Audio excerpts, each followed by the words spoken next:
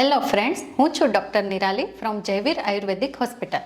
આજે આપણે વાત કરશું એકને વલ્ગારિસ એટલે કે પિમ્પલ્સ વિશે. સ્કિનની નીચે સિબેસિયસ અને સ્વીટ નામની ગ્લેન્ડ આવેલી હોય છે, જેમાંથી સિબેસિયસ ગ્લેન્ડમાંથી એક ઓઇલ જેવું પ્રવાહી નીકળે છે. જો કોઈ પણ કારણસર તે ઓઇલ જેવું પ્રવાહી સ્કિનની બહાર ના નીકળી શકે તો પિમ્પલ્સની સમસ્યા ઉદ્ભવે છે.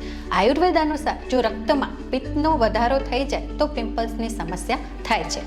પિમ્પલ્સ થવાના કારણોમાં જોઈએ તો હોર્મોનલ ઇમ્બેલેન્સ, હેરિડિટરી. જો મમ્મી પપ્પાને પિમ્પલ્સની સમસ્યા થતી હોય તો બાળકને થવાના ચાન્સીસ વધી જાય છે.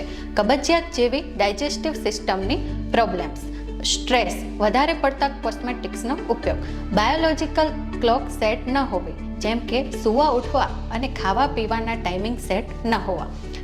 તેને અટકાવવાના ઉપાયોમાં જોઈએ તો દિવસમાં 5 થી 6 વાર સાદા પાણી વડે ચહેરો ધોવો જોઈએ.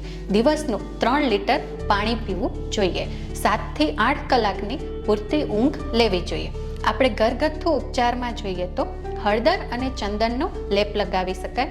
આ ઉપરાંત તમે સંતરાના છાલના પાવડરનો લેપ લગાવી શકો. હળદર અને કડવા લીમડાના પાવડરની પેસ્ટ લગાવી શકો છો. મસૂરની દાળનો લેપ લગાવી શકો છો. આ ઉપરાંત તમે આયુર્વેદિક ડૉક્ટરની સલાહ અનુસાર પંચકર્મ જેમ કે વમન અને વિરેચન દ્વારા ખીલની સમસ્યાથી કાયમી છુટકારો મેળવી શકો છો. ધન્યવાદ.